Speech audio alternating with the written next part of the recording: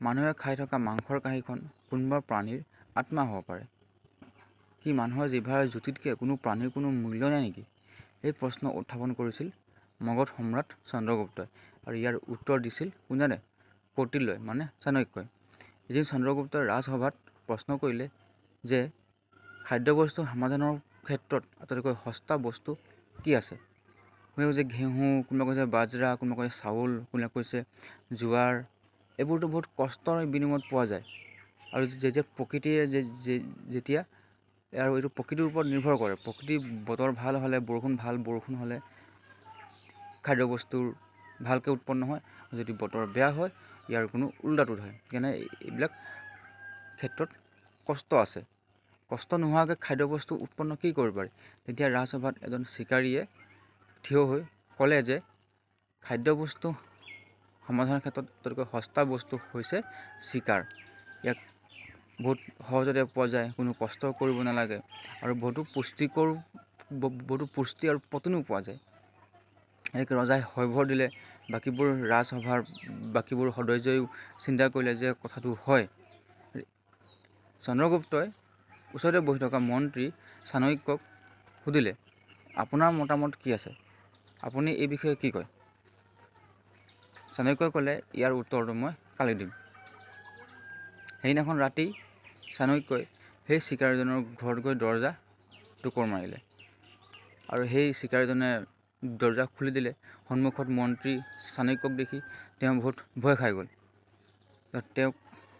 চাণক্যই চিকাৰীজনক সুধিলে যে ৰজাৰ মাকৰ বেমাৰ হৈছে, আৰু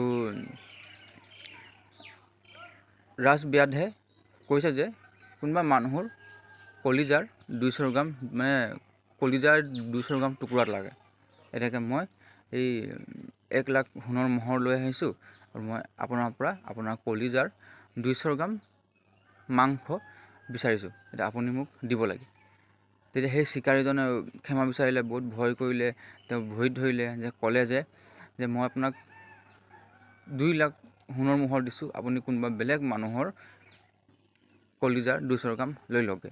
এনেকৈ কেইবাজনো বহুত চিকাৰীৰ ওচৰত গ'ল, বহুতো সৈন্যৰ ওচৰত গ'ল, বহুত মানুহৰ ওচৰত গ'ল, কিন্তু সেই 200 গ্ৰাম মাংস পোৱা নগ'ল। কোনো দিবলৈ দিব নোৱাৰিলে। কেনেকৈ দিব? জিন্দা মানুহৰ কলিজাৰ 200 গ্ৰাম কেনেকৈ কাটি দিব? কোনো কাটি দিব নোৱাৰিলে। ইয়াৰ বিনিময়ত চাণক্যক বহুতো সোণৰ মোহৰ দিব লাগে। কোনোবাই 200 গ্ৰাম, কোনোবাই 2 লাখ সোণৰ মোহৰ, কোনোবাই 3 লাখ সোণৰ মোহৰ, এনেকৈ কোনোবাই 5 লাখকৈ সোণৰ মোহৰ দি পেলাই তেওঁ ক'লে যে এইখিনি লওক, আপুনি কোনোবা বেলেগ মানুহৰ পৰা কিনি ল'ব। এনেকৈ দিওঁতে তেওঁক 2 কোটি সোণৰ মোহৰ চাণক্যৰ লগত জমা হ'ল।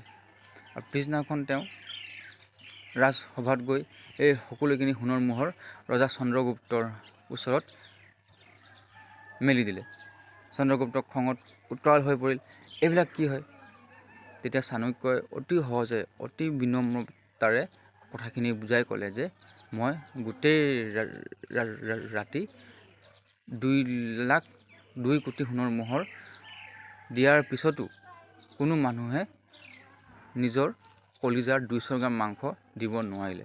এতিয়া আপুনি চিন্তা কৰক, কোনোবা প্ৰাণীৰ মঙহ কিমান দাম। চিকাৰীয়ে অতি সহজতে কৈ দিলে যে চিকাৰ কৰাটো অতি সহজ। সেইবিলাক ক'ব নোৱাৰা জন্তু, হয় নহয়? সিহঁতি নিজৰ প্ৰাণ ৰক্ষা কৰিব নোৱাৰে, কিন্তু মানুহে সকলো সম্ভৱ নিজৰ প্ৰাণ বচাবলৈ চেষ্টা কৰিব পাৰে। সিহঁতি মুখেৰে ক'ব নোৱাৰে, বেচেৰা সিহঁতি অবুজ প্ৰাণী, আৰু আমি সেই প্ৰাণীক ৰক্ষা কৰিব লাগিব। আমাৰ যেনেকৈ প্ৰাণৰ ৰক্ষা, আমাৰ প্ৰাণৰ ভয় আছে, এনেকৈ সেই জন্তুৰো প্ৰাণৰ ভয় আছে। এনেকৈ সেই জীৱ জন্তুক ৰক্ষা কৰাটো আমাৰ কৰ্তব্য। তেতিয়া ৰজা চন্দ্ৰগুপ্তই চাণক্যৰ কথাবিলাক বুজি পালে, আৰু সেই চিকাৰীজনকো সেইদিনাখনৰ পৰা চিকাৰ কৰিবলৈ মানা কৰিলে। তাৰমানে ৰাজ্যত চিকাৰ নিষিদ্ধ কৰি দিলে। এই সৰু কাহিনীটোৰ পৰাই আমি কি বুজোঁ? এইটোৱে বুজোঁ যে আমাৰ প্ৰাণ যেনেকৈ আমাৰ প্ৰাণৰ যেনেকৈ আমাৰ ভয় আছে, তেনেকৈ বেলেগ জীৱৰো প্ৰাণৰ ভয় আছে। কাৰণ সেই অবুজ জীৱই প্ৰাণ ৰক্ষা কৰিব নোৱাৰে। আৰু আমি প্ৰাণ ৰক্ষা কৰিবৰ কাৰণে হস্পিটেল, মেডিকেল হৰ এক চেষ্টা কৰিব পাৰোঁ। গতিকে সিহঁতক, সেই জীৱক প্ৰাণ ৰক্ষা কৰাটো আমাৰ কৰ্তব্য। তেতিয়া চন্দ্ৰগুপ্তই এইখিনি কথা বুজি পাইছিলে, আৰু এতিয়া আমিও সেইখিনি কথা বুজি পোৱা উচিত।